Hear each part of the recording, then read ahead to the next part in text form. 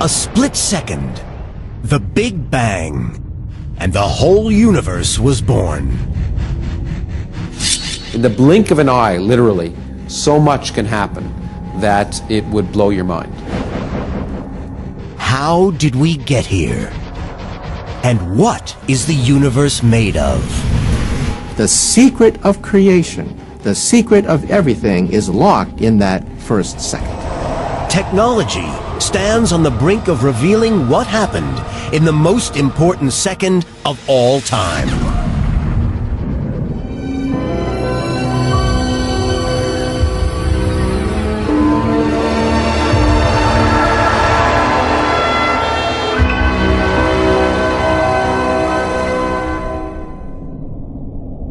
In the beginning, there is nothing. No matter, no energy. Not even empty space, because space itself doesn't exist. No time passes, because there's no such thing as time. From nowhere appears a fireball smaller than an atom. 10 trillion times hotter than the core of the sun. Everything that will become the universe explodes from a point millions of times smaller than a pinprick.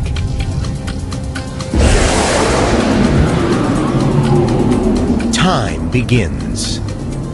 In 1 second, the blueprint for the entire cosmos is written. How it happened is the biggest mystery of all. Professor Lawrence Krauss has devoted his career to studying the first second after the Big Bang. If we want to really understand our place in the universe, we have to go back to the very beginning and understand how it all came together.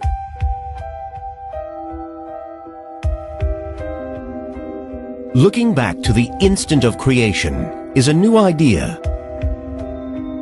The theory of the Big Bang is widely accepted, but the concept is less than a century old. But one of the things we have to put in perspective is how recent our understanding of the universe is. 80 years ago, the conventional wisdom in science was that the universe was static and eternal, had been around forever. But this changes in 1929. At California's Mount Wilson Observatory, Edwin Hubble studies the light from galaxies. He observes that the farther the galaxy, the longer the wavelength of light it emits. Light waves stretch the more they travel, and stretching changes their wavelength. The same principle applies to sound waves. As a train approaches, the whistle's pitch rises. When it passes, the pitch lowers. As the train recedes, each sound wave has to travel farther than the last to reach your ear. The sound waves stretch, lowering the pitch. Something similar happens with light waves. If a galaxy is moving away from us, its light waves stretch, becoming longer and redder. It's called red shifting. When we look at visible light, there's red at one end of the spectrum and blue at the other. Red radiation is the long wavelength radiation of visible light, whereas blue radiation is the short wavelengths. And as we look at the universe, we see the radiation from distant stars literally stretching so that the light gets redder. And the farther away we look, the redder the light is. Galaxies around us have shifted to this red light. We look out in all directions at distant galaxies. They're all moving away from us. Nearly all galaxies are receding at 1,000,000 miles an hour. If galaxies are speeding away from each other, at some point, they must have all been together. The universe is expanding outward from a single point. It's the first evidence that the universe had a beginning.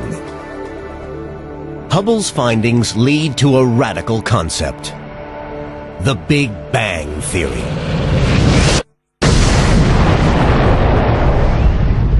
Scientists believe that in the first second after the Big Bang, the building blocks were created for every star and planet in the cosmos. To prove it, they first need a new way to tell time. We are thinking of fractions of time smaller than we think about in any other area of human activity, and smaller fractions of time than a race car or a sprinter or anything else. And what we've learned is that more can happen in a fraction of a second, in a blink of an eye, than you can imagine. It would just blow your mind. Hours, minutes, and seconds are the basis of modern life. But events after the Big Bang happen in fragments of time far smaller than a second. To analyze what happens, scientists use a new measure of time called Planck time. One Planck time equals 10 to the minus 43 seconds.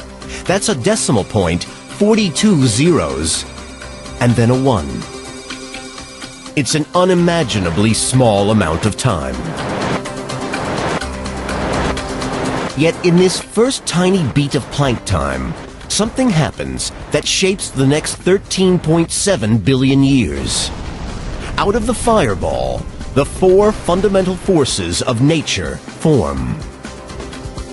Those forces underpin everything around us. Gravity is the reason stars and planets form. It rules the moon and tides and keeps us on the ground. Electromagnetism lights our cities, connects our phones, and runs our computers. And the 2 nuclear forces, strong and weak, bind the particles that make up our bodies and power the furnace of our sun.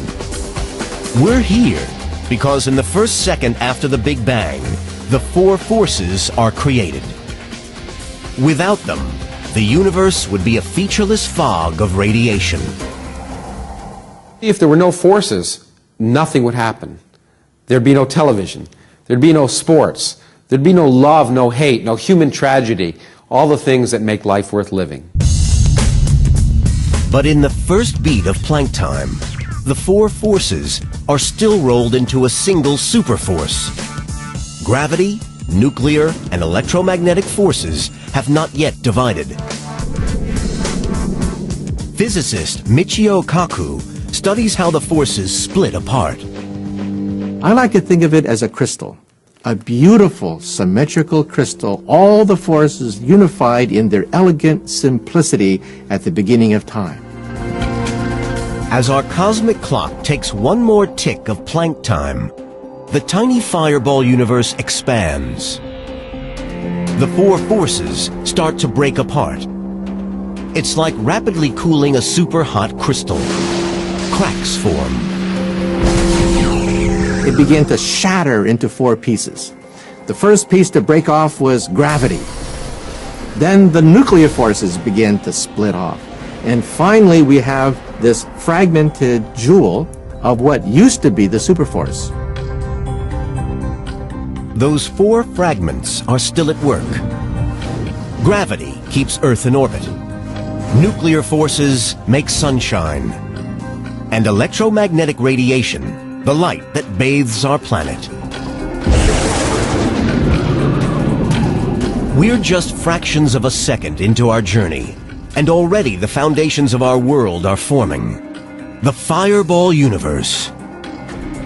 Still smaller than an atom, and 1,000 trillion degrees. To discover how the universe expands, scientists use telescopes so powerful they can see the past. When astrophysicist David Spergel looks up, he sees history. As we look out in space, we look back in time. Light travels at a finite speed. So the light we see from the sun takes about 8 minutes to get here. We see the sun not as it is, but as it was 8 minutes ago. We look out the night sky, we see the nearby stars. They might be 10 or 20 light years away. We see them as they were 10 or 20 years ago. The deeper into space we peer, the closer to the Big Bang we see. Light from distant stars takes billions of years to reach us. Stretching so much in transit, it turns into radio waves.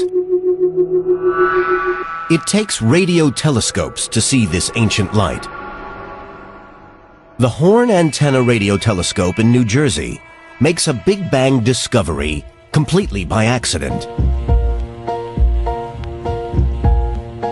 In the 1960s, at the Bell Telephone Laboratories, Arno Penzias and Robert Wilson are measuring radio waves from clouds of gas in the Milky Way. But the horn antenna they're using picks up constant interference. It sounds like this, and it's coming from every direction.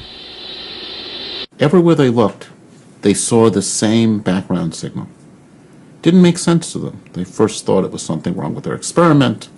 They cleaned their experiment. They removed the pigeon droppings in their experiment. That was a potential source of the problems. They recalibrated their experiment. It was a very careful effort. The strange noise remains. Penzias and Wilson home in on the source. They were able to show that this radiation wasn't something on Earth. It wasn't something from our galaxy. It was something coming from deep space. It was everywhere.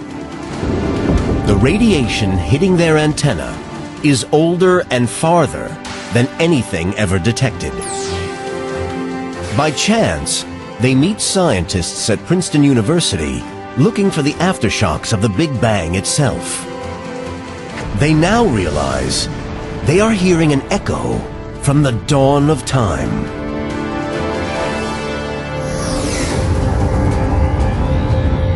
The Big Bang was so powerful and so hot, remnants of that heat still survive.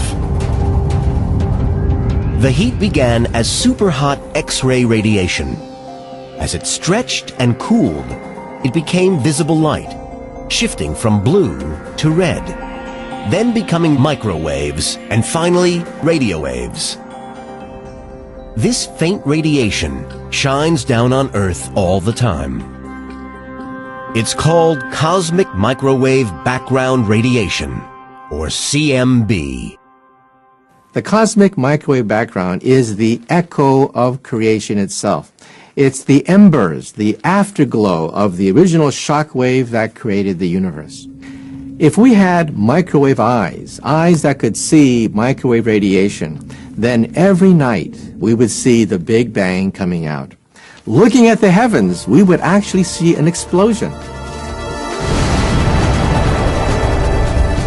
More than 13 billion years later, we have a way to see this cosmic glow with the naked eye.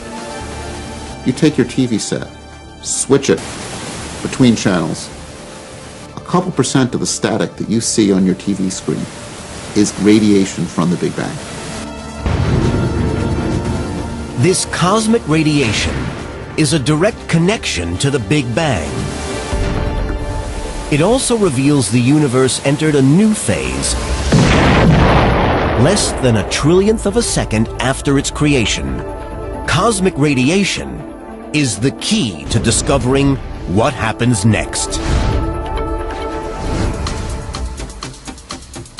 A few beats of Planck time tick by on our cosmic clock, and the fireball universe is transformed.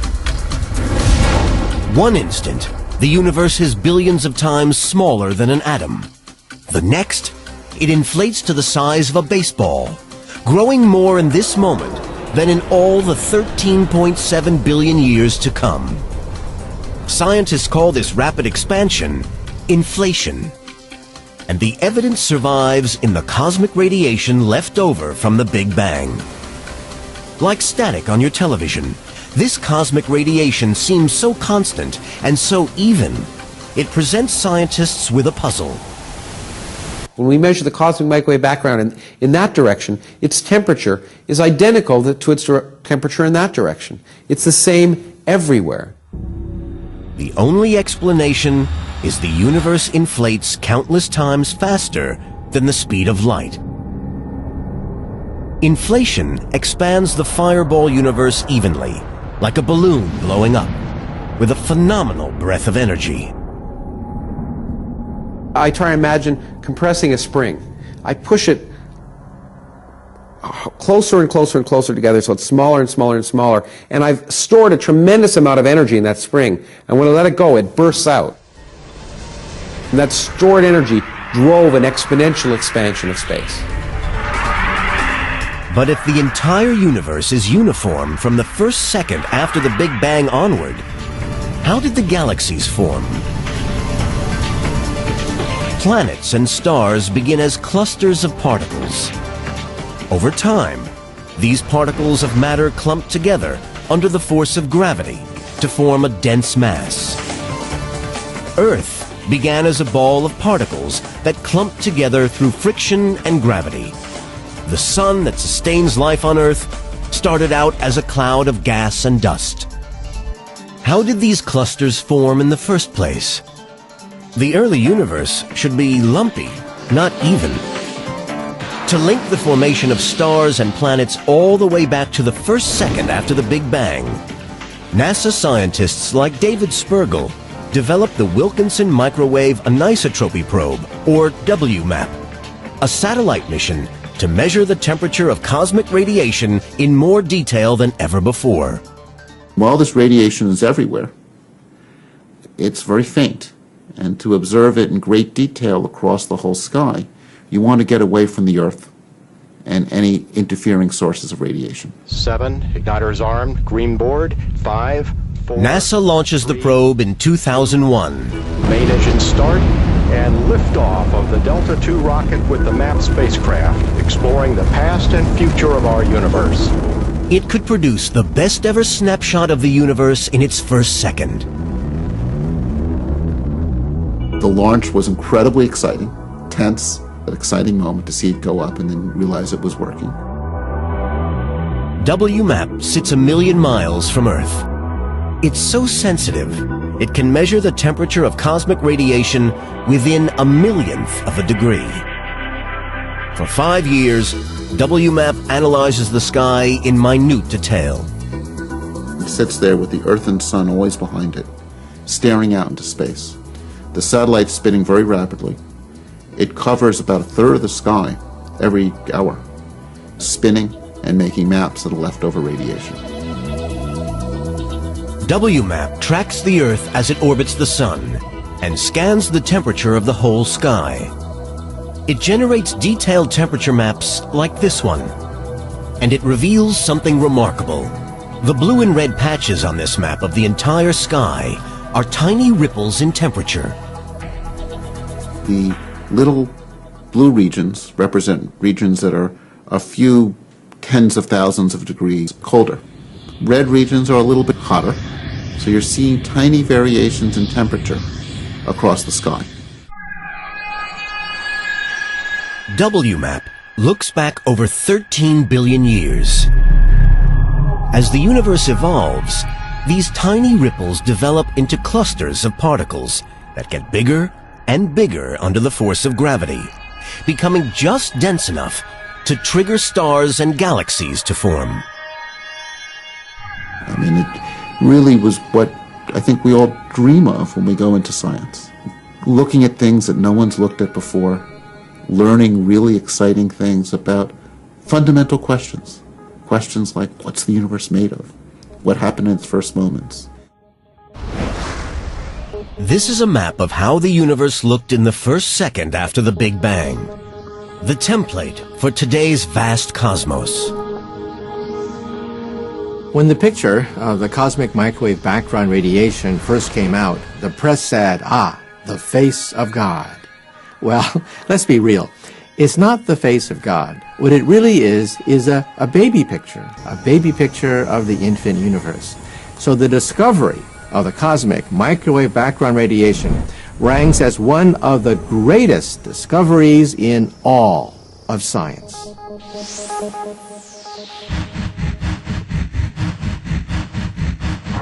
Less than 1/trillionth of a second after the Big Bang, the fireball universe rapidly expands. now an ultra-hot globe big enough to sit in the palm of your hand, the universe is seething with energy and radiation. But as the palm-sized universe expands and cools, something new starts to form.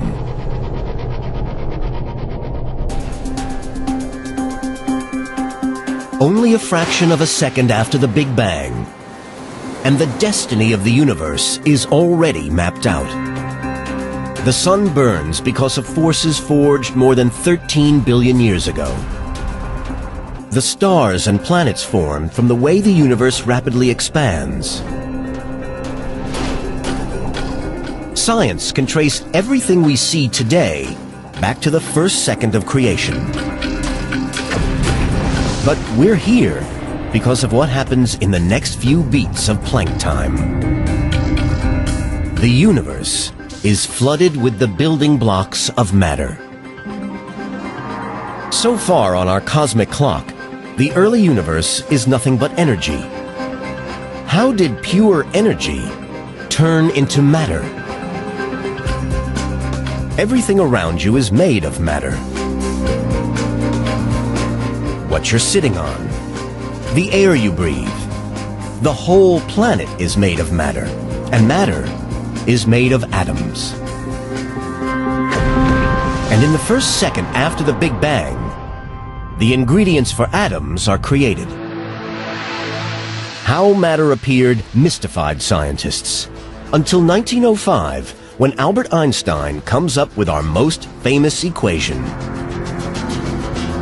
E equals mc squared. Einstein's equation tells us that energy, E, and mass, m, are different forms of the same thing. Matter and energy are interchangeable. Some scientists later used this equation to create the most destructive weapon in history, the atomic bomb. It offers a clue to what happened in the first second. In a nuclear explosion, particles of matter are ripped apart to produce an enormous amount of energy. During the Big Bang, the exact opposite happens. An enormous amount of energy turns into matter. Einstein's equation prompts a conclusion. As the baby universe expands and cools, the pure energy of the Big Bang converts into the particles of matter that make us. We're only a fragment of a second into our journey. The first particles of matter appear. The universe is 1,000,000 times hotter than at the core of the sun, still far too hot for particles of matter to bond and form atoms. Scientists face a puzzle. What is this early state of matter like? And how does it become the protons and neutrons that form every atom in the universe? Atoms were impossible. Think of putting an ice cube in a steam bath. The ice cube would melt immediately. You cannot have ice cubes in a steam bath. You can see the proof in a block of ice. When water is cold enough, it's a solid. Warm it, and you get a liquid. Heat liquid water, and it boils away into a gas, water vapor. Superheat the gas, and the energy pumped in rips the atoms apart. Likewise, the universe in the first second is so hot, only the building blocks of atoms can exist. If you were to journey into the early seconds of the universe, literally you would disintegrate. You would literally fall apart, and even the debris, the nuclei of your bodies, they too would fly apart into subatomic particles. There would be nothing left of your body.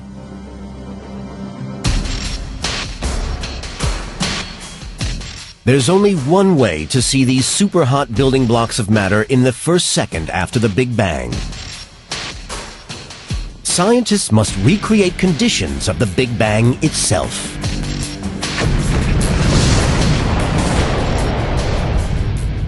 The inside of a star is measured in tens of millions of degrees, but the Big Bang was measured in trillions upon trillions of degrees, so we have no way to simulate the instant of creation other than with a particle accelerator. by slamming protons into other protons, we can create temperatures not seen since the beginning of the universe itself. So particle accelerators are the only game in town when you talk about simulating Genesis.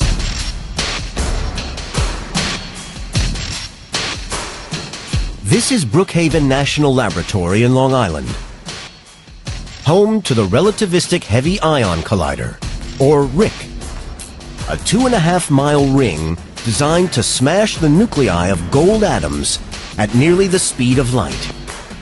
With the particle accelerator, you slam subatomic particles together. As a consequence, we get a tremendous shower of debris, and then we want to make sense out of it. We want to know what's inside. What's inside that collision? The energy of the collision is colossal. On a small scale, it reproduces the embryonic universe in the first second. How? By ripping nuclei into the protons and neutrons they're made from. The energy is even enough to rip the protons and neutrons apart. Inside, scientists discover the building blocks of matter, tiny particles called quarks. But they're so small and move so fast, they're hard to track. If scientists can figure out how quarks behave, they'll unlock the secret of matter itself. What they find could revolutionize medicine and relaunch the space program. The project starts in 2000. Colliding nuclei creates a chaotic spray of particles. It takes 5 years to analyze the data. The results come in 2005. They're shocking. We were expecting to find a gas when we slammed gold nuclei into each other. So the shock was, it wasn't a gas at all. We found that it's more like a liquid. So this came quite a shock, because now when we begin to simulate the early universe, we have to get rid of this mental picture of a gas of subatomic particles. Now we know it's more like a liquid, literally like a soup.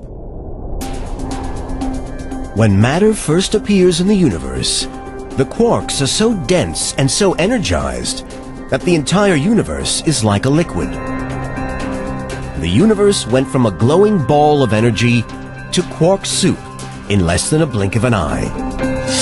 The liquid universe is hot, dense, and violent. Flooded with tiny particles in constant vigorous interaction. As our cosmic clock reaches a millionth of a second, the universe continues to expand and cool. It grows from the size of a baseball to the size of our solar system. Matter has materialized from pure energy. Without matter, none of us would be here. And in that first second, that very nearly happens. Something comes close to destroying all matter in the universe. Armageddon is brewing. A split second after the Big Bang, and the universe is flooded with the building blocks of atoms.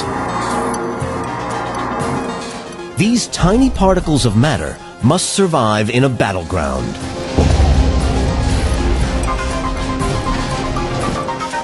Everything around us is made of matter formed from the energy released by the Big Bang. Every molecule, every atom, every quark. How we end up with a universe that consists of so much matter is one of our biggest questions. The particle accelerator may reveal the answer. When the first second is recreated, two types of matter are produced in equal parts. One is the type of matter we see around us. The other is its opposite, antimatter. Dr. Tara Shears explains they're two sides of the same coin. This apple is made of matter. We know that every matter particle in the universe has an antimatter partner that was created in the Big Bang. Now, antimatter looks similar to normal matter, But not quite. In fact, it looks like the mirror reflection of matter. So an anti-apple looks like this. If the universe was made of antimatter, it would essentially look identical to how it looks today. You and I would be made of antimatter, and anti-lovers would sit in anti-cars looking up at an anti-moon at night making anti-love, and it would be largely the same. But matter and antimatter are mortal enemies. They can't coexist. When we have a matter particle meeting an antimatter particle of the same type, then they annihilate, they explode together, they destroy each other. All the energy that the matter and antimatter particle have goes into one large explosion of huge, tremendous energy. Fractions of a second after the Big Bang and the future of the universe is at stake, matter and antimatter are locked in a battle to the death. A millionth of a second after the Big Bang, and a battle rages. When matter and antimatter clash, the result is explosive. Just one apple-sized clump of matter hitting its antimatter equivalent would release as much energy as a 10-megaton nuclear bomb. If you could go back to the really early universe just after the Big Bang, you'd find yourself in this seething mass of matter and antimatter annihilating each other. You'd find yourself in the middle of this cosmic battle between both sides, caught in the crossfire, if you like. With all the particles in a super-dense liquid state, matter and antimatter quickly meet and destroy each other. Since they're created in equal numbers, and every matter particle that hits an antiparticle is annihilated, all matter should be destroyed as soon as it's created. All the matter would have eventually found the antimatter, and they would have annihilated, producing pure radiation. And we'd now have a universe. I was going to say we'd now be living in a universe of pure radiation, but we wouldn't be living in such a universe because we wouldn't be here. There'd be nothing but radiation. But the universe is full of matter. How did it defeat antimatter? It's one of science's great mysteries. One theory is that antimatter is less stable and decays more quickly, creating a tiny imbalance between matter and antimatter. This tiny imbalance eventually allows matter to overwhelm antimatter. Whatever the truth, something happens just after the Big Bang that tips the balance in favor of matter. And the whole battle stopped at that point, and what was left was a very small amount of matter. And it's that small amount of matter that makes the universe that we live in now. That means that we're the leftovers of this battle. We're the dregs. We're what's left when everybody else had finished. The dregs go on to form everything around us. From the ground beneath our feet to the most distant galaxy.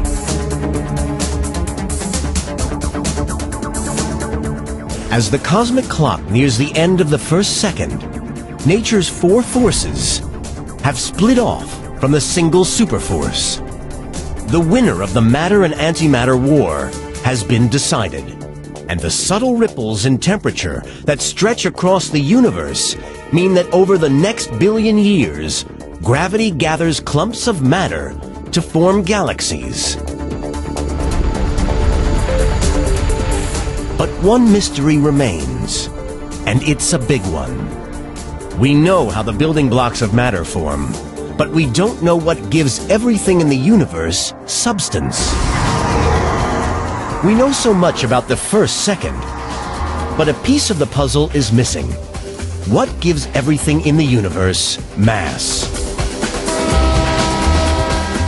Mass makes it tough to get something moving, and makes it hard to stop. When we're pulled down to Earth, gravity is acting on our mass. On the Moon, gravity is weaker, so astronauts move slower. But their mass is the same as back on Earth. Even if an object weighs nothing, it still has mass. Something must have been created in the first second to give particles mass, but scientists haven't found it. We have this hole. We have this missing piece. The centerpiece of this whole picture is what happened during that first second of creation. If you know that, then you can, quote, read the mind of God, as Albert Einstein used to say. Mass is the very backbone of life. If there were no mass, the universe would consist entirely of radiation, and nothing could bind together to form objects like you or I, or any of the things that appears to make the universe interesting. It would be a diffuse universe full of radiation, but very, very boring. Discover how mass develops in the first second, and you uncover the root of life. If scientists can't find what gives particles their mass, that first second will remain an enigma. Our journey is almost finished, but a piece of the puzzle is missing, and it stumped scientists for decades. Then in 1964, at Britain's University of Edinburgh, physicist Peter Higgs comes up with a groundbreaking theory. He suggests an invisible force field sweeps across the universe in the first second, giving particles their mass. It's become known as the Higgs field. When particles interact with it, they gain mass. For example, if I take a car and that's run out of gas and I push it on the road, eventually I can push it and I can move it along. But if it runs into the mud, if I try and push it, it will suddenly seem heavier. I can't push it as hard. It'll act as if it's heavier. Well, we think that particles have mass for a similar reason. There's this Higgs field, and some particles interact with it more strongly than others. And the particles that interact with it less strongly are easier to push, and therefore behave as if they're lighter. The particles that interact with it more strongly are harder to move and act as if they're heavier. Like mud, the Higgs field sticks to everything. When particles enter the field, they gain mass. The more contact with the field, the more mass they gain.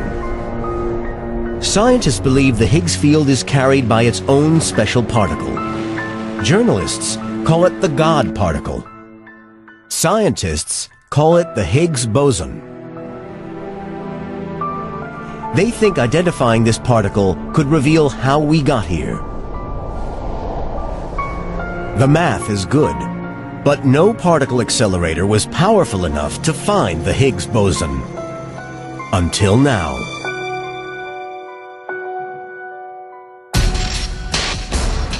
Deep beneath the countryside in Geneva, Switzerland, is mankind's most expensive experiment, the Large Hadron Collider, or LHC.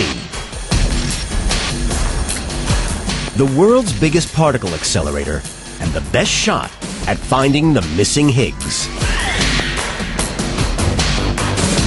We've got to see if the Higgs particle really exists. And that's why we have to build these mammoth accelerators, to see if we can understand the mechanism responsible for the existence of everything we think of as solid and heavy in the universe today.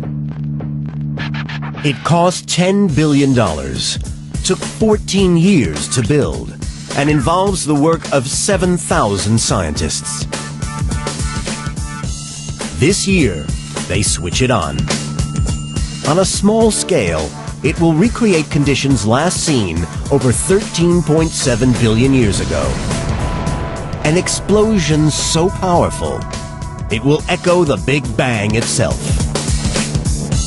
If it works, scientists like David Evans could solve the last mysteries of matter. Because we're pushing the frontiers of science, we have to also push the frontiers of technology. It is, as well as probably the biggest machine in the world, it is certainly the most complex machine in the world. Over 300 feet underground runs a 16-mile circular pipe. Inside, two beams of protons, thinner than a human hair, are accelerated to almost the speed of light, 186,000 miles per second. the LHC will smash particles together 7 times harder than any other accelerator. 300 trillion protons fly around the pipe in opposite directions and collide in the heart of enormous detectors. Lawrence Krauss inspects one of these detectors, each the size of a 5-story building. Here we are at what's been aptly described as being one of the Gothic cathedrals of the 21st century. This monstrous structure made of thousands of tons of steel, more iron than in the Eiffel Tower, with tens of thousands of miles of wire. All of this designed by thousands of physicists from hundreds of countries, speaking dozens of different languages, with the precision of perhaps a millionth of an inch, just to detect what happens inside there. The LHC uses 4 of these giant detectors along the beam pipe. The one they hope will find the Higgs is called Atlas. Atlas is half the length of a football field and weighs as much as a nuclear sub. It can detect 1 billion collisions per second. When the protons collide, the impact is so titanic, in a split second, it will recreate matter as it was just after the Big Bang. A shower of fundamental particles, like quarks. Somewhere in the debris, they hope to find the elusive Higgs.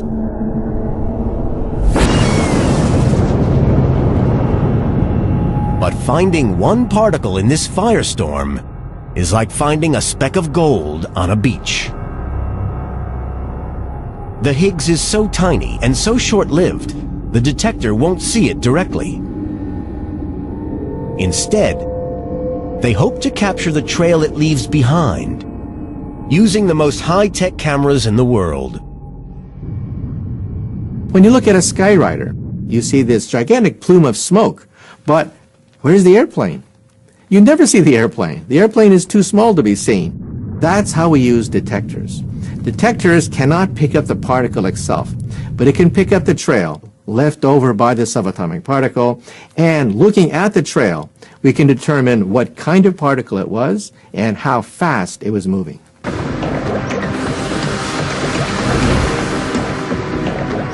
The LHC will generate more data than any other instrument on the planet.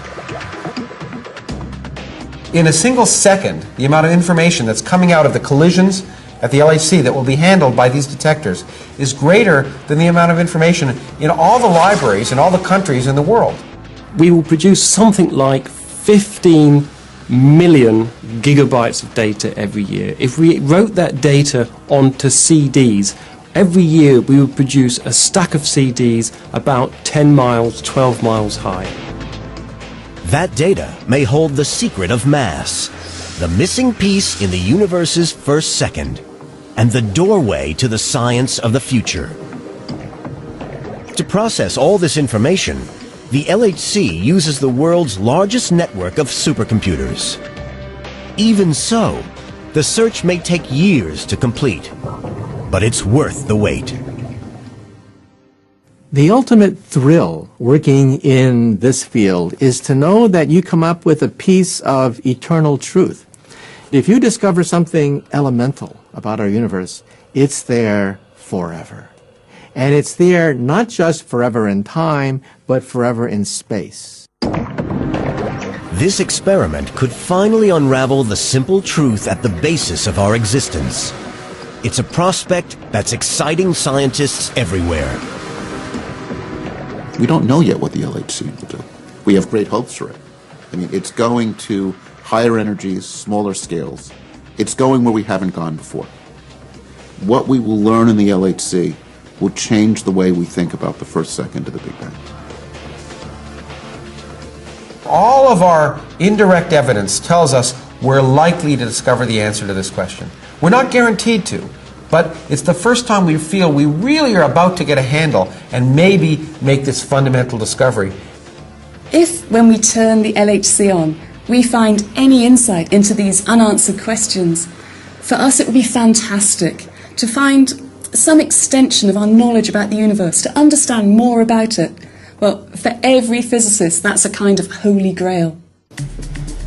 In the LHC control room, the biggest experiment in the history of science counts down. The accelerator is checked, sealed, and cooled to temperatures lower than those of outer space. The LHC has been designed, it's been built, and now the final tests to get it working are going on right here, right now. And what you can see here are the headlines of the test, the status, and what the physicists around us are looking at in detail on their screens is what's really going on. This machine could answer one of life's greatest mysteries.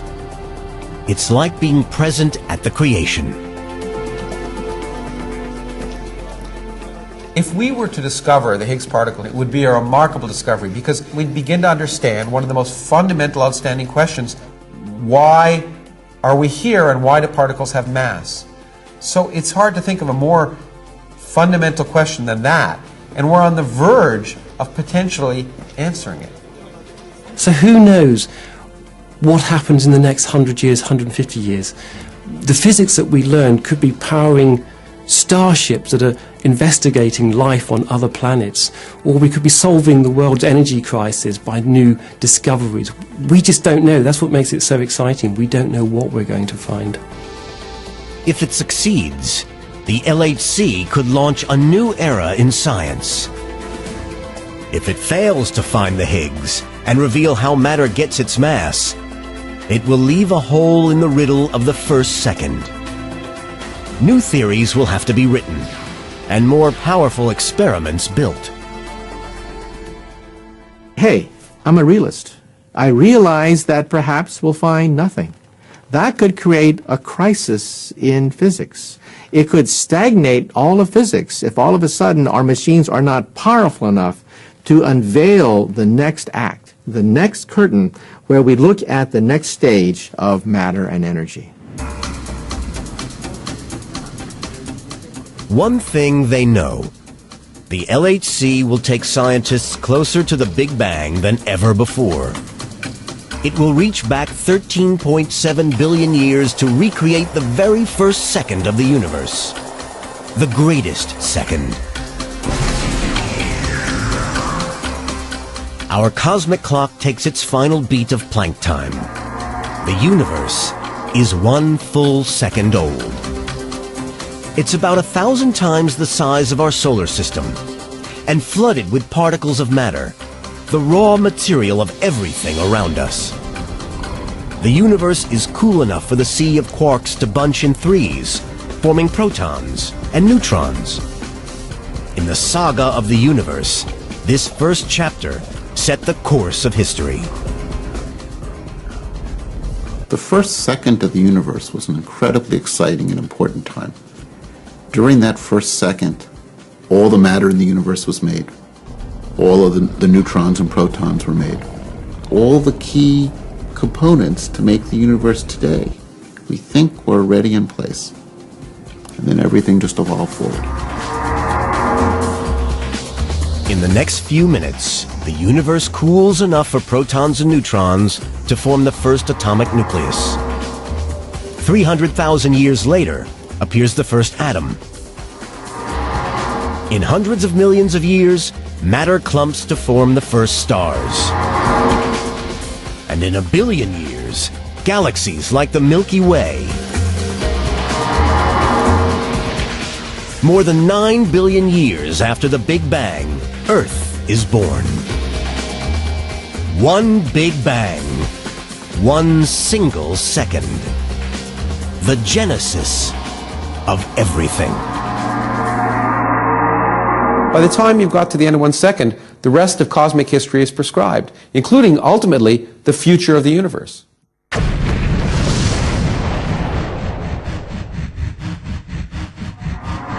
More than 12 billion years after the Big Bang, humans evolve. A species with the intellect to ask, how did we get here? And what is the universe made of? This year, science moves closer to discovering the answer. And the secret will lie in the first epic second.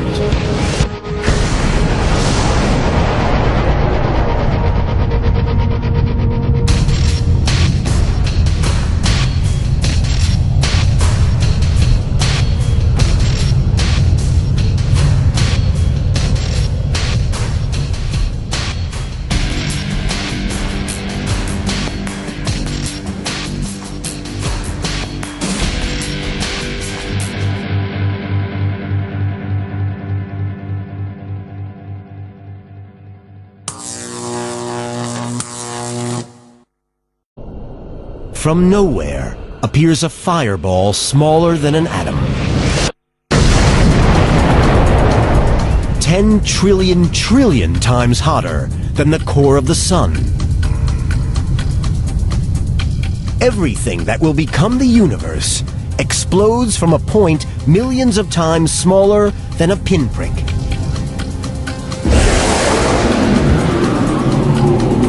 Time begins. In 1 second, the blueprint for the entire cosmos is written. How it happened is the biggest mystery of all. Professor Lawrence Krauss has devoted his career to studying the first second after the Big Bang. If we want to really understand our place in the universe, we have to go back to the very beginning and understand how it all came together.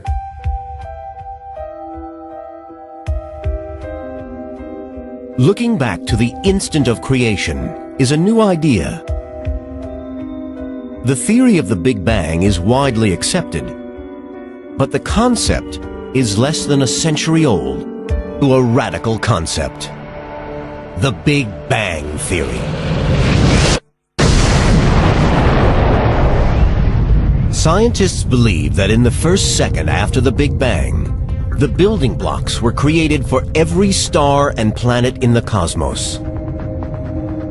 To prove it, they first need a new way to tell time.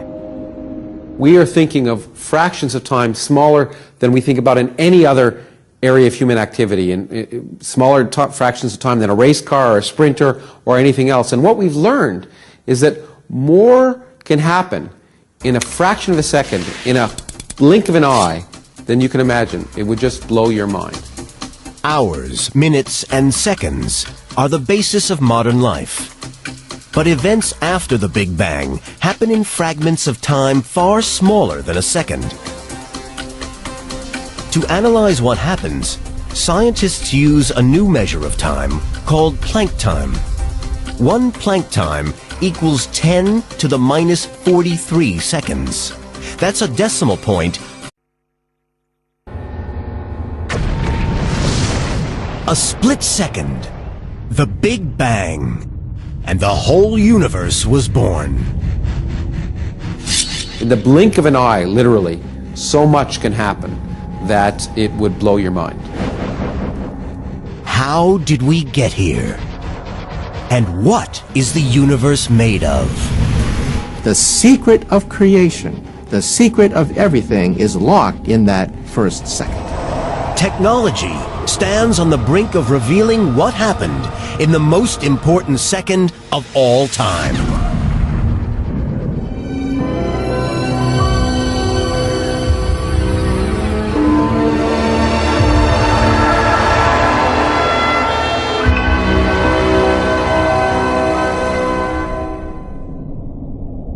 In the beginning, there is nothing, no matter, no energy, not even empty space, because space itself doesn't exist. No time passes, because there's no such thing as time. Becoming longer and redder, it's called red shifting. When we look at visible light, there's red at one end of the spectrum and blue at the other. Red radiation is the long wavelength radiation of visible light, whereas blue radiation is the short wavelengths. And as we look at the universe, we see the radiation from distant stars literally stretching so that the light gets redder. And the farther away we look, the redder the light is. Galaxies around us have shifted to this red light. We look out in all directions at distant galaxies, they're all moving away from us. Nearly all galaxies are receding at 1,000,000 miles an hour. If galaxies are speeding away from each other, at some point, they must have all been together. The universe is expanding outward from a single point. It's the first evidence that the universe had a beginning. Hubble's findings lead to... But one of the things we have to put in perspective is how recent our understanding of the universe is. 80 years ago, the conventional wisdom in science was that the universe was static and eternal, had been around forever. But this changes in 1929. At California's Mount Wilson Observatory, Edwin Hubble studies the light from galaxies. He observes that the farther the galaxy, the longer the wavelength of light it emits. Light waves stretch the more they travel, and stretching changes their wavelength. The same principle applies to sound waves. As a train approaches, the whistle's pitch rises. When it passes, the pitch lowers. As the train recedes, each sound wave has to travel farther than the last to reach your ear. The sound waves stretch, lowering the pitch. Something similar happens with light waves. If a galaxy is moving away from us, its light waves stretch.